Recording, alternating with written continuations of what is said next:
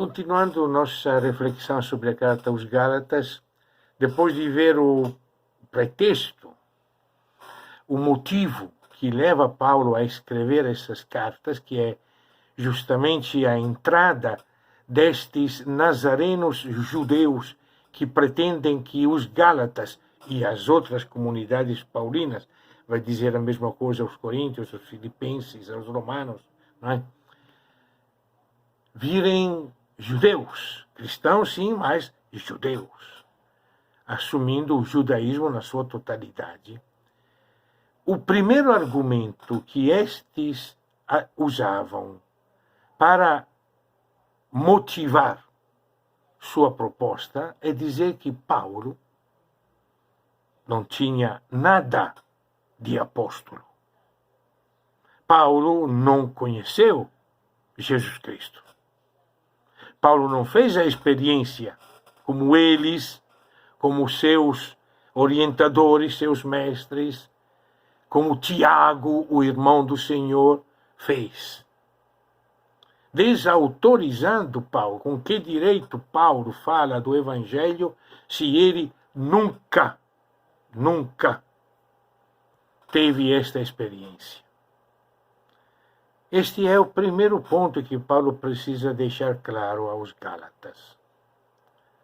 Então, na carta aos Gálatas é uma carta muito rica também neste sentido. Assim como a carta aos Filipenses, vai nos ajudar a conhecer um pouco da intimidade de Paulo, da vida de Paulo, de como Paulo ele mesmo se sentia e se colocava diante desta realidade. E Paulo começa logo no primeiro versículo, dizendo que a carta é dele, é a única carta em que não são nomeados outros colaboradores. Tem, diz claro, os que estão comigo, mas não nomeia. Paulo assume diretamente essa carta e diz logo: Paulo, apóstolo, não da parte dos homens, nem por homem algum, mas por Jesus Cristo e por Deus Pai, que o ressuscitou dentre os mortos. Este é o primeiro versículo. Quase deixar claro o ponto que está em discussão.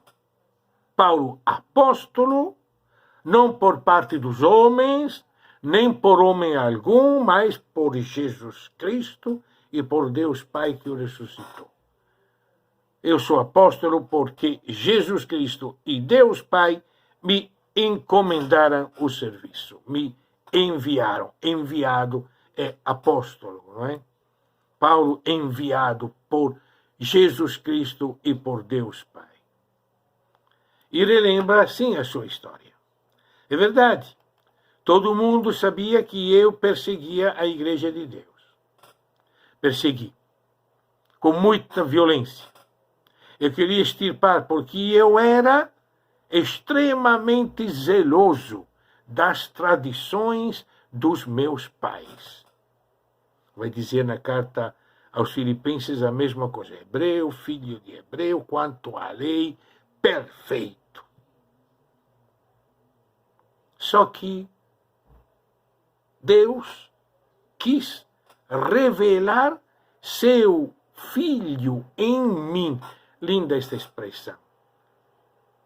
Deus quis revelar o seu Filho em mim para que eu o pregasse entre as nações. É uma frase pequena que resume aquela experiência que nos Atos nos é contada no capítulo 9, não é? Paulo indo a Damasco, caindo à luz, não é? Revelou o seu Filho em mim. Não é o seu Filho para mim. Não é a revelação de um mestre que te diz quem é Jesus. Não, é a presença do Filho de Deus dentro de mim. Paulo vai insistir muito nisso aí. Para que assim eu o pregasse, o anunciasse entre as nações. E aí conta, eu parti para a Arábia, passei 3 anos na Arábia, depois fui para Jerusalém para ver Pedro, só vi ele, Cefas ainda chama, e Tiago, o irmão do Senhor. Depois fui embora. Não fui conhecido pelas igrejas da Judeia, não me conheceram. Por isso que estão falando assim de mim. Passados 14 anos, ele diz, subi 14 anos, subi de novo para Jerusalém com Barnabé, e levando comigo também o amigo Tito. Isso é importante, esse testemunho. Quando ele vai a Jerusalém 14 anos depois, além de Barnabé, que era um dos discípulos, inclusive, que podia ter sido sorteado para, no lugar de Judas, quando foi sorteado Matias, outro era Barnabé, e Tito, um pagão, estava comigo, que sendo grego, não foi circuncidado, mesmo sendo grego. Falsos irmãos se intrometeram secretamente a espiar a nossa liberdade que temos em Cristo para nos colocar de novo na escravidão. Mas não cedemos uma hora sequer para que a verdade do Evangelho permanecesse entre vós. Conheci Tiago, primeiro Tiago, Cefas, Pedro, e João, que eram chamados as colunas. Eu falei para eles a graça que me havia sido dada, deram-me as destras, apertaram a minha mão em comunhão comigo e com Barnabé, para que nós fôssemos as nações, e eles a circuncisão. Só me recomendaram que eu não esquecesse dos pobres, coisa que com certeza eu sempre fiz. É verdade que esse aperto de mão nos faz desconfiar que a coisa não foi assim tão calorosa. Tivesse sido o costumeiro abraço e beijo que Paulo recomenda em todas as cartas: abraçai-vos, beijai-vos em Cristo Jesus. O aperto de mão parece quase dizer tudo bem, estamos de acordo, mas... E o acordo qual era? Paulo vai poder continuar a anunciar o Evangelho às nações, eles vão ficar com a circuncisão, com os judeus do povo de Deus, pertencente ao povo de Deus, ou por nascimento, ou por ter se convertido e ter se circuncidado, como eram os prosélitos. Com esse acordo, Paulo vai a Antioquia com Barnabé, e a Antioquia também vai Pedro, e Paulo aqui lembra claramente que este conflito que as comunidades gálatas estão vivendo hoje, ele também viveu diretamente.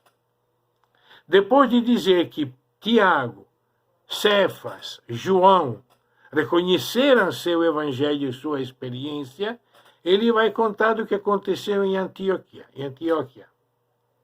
Quando estavam lá, Pedro também foi, e Pedro também se misturou sem nenhum problema com os de origem judaica ou os gregos.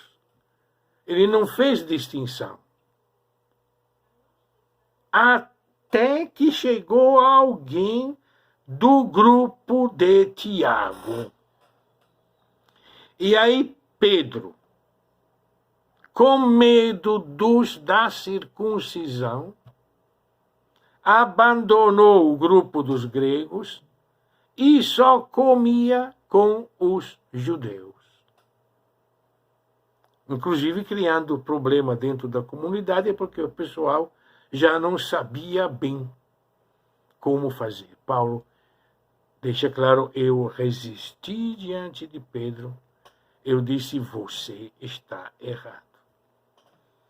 Você que é judeu não consegue viver bem como judeu, porque você obriga os que não são judeus a serem judeus. Deus não faz essa distinção. Paulo conta esta sua própria experiência. E vai perguntando aos Gálatas: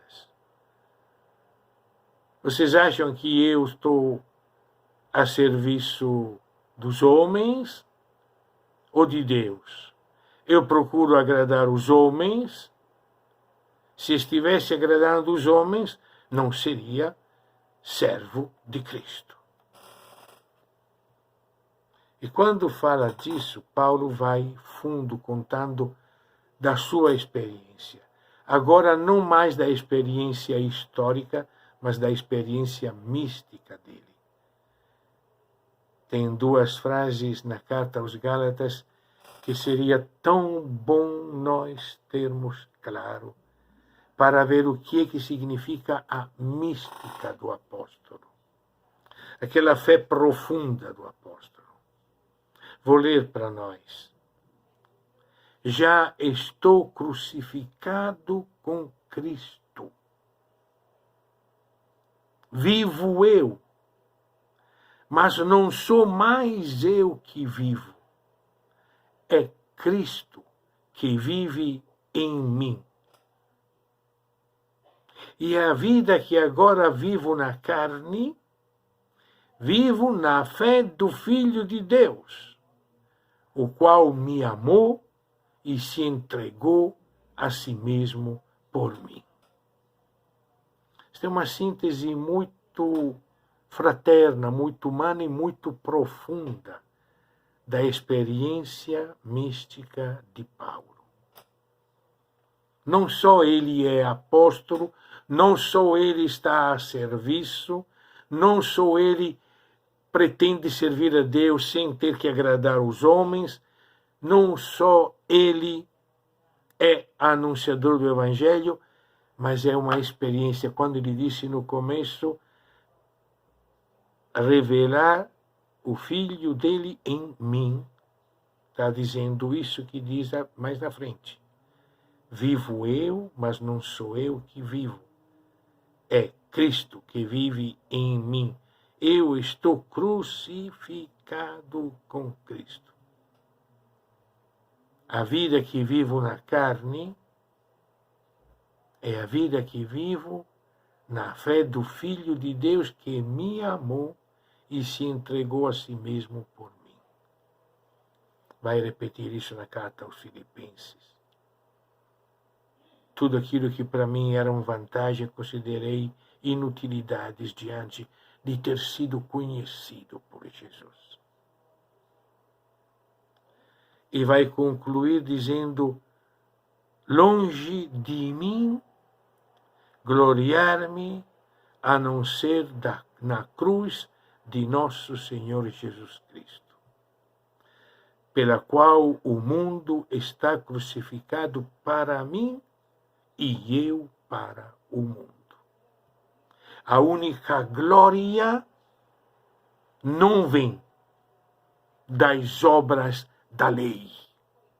A única glória não vem de eu pertencer ao povo eleito, do qual eu me orgulhava tanto.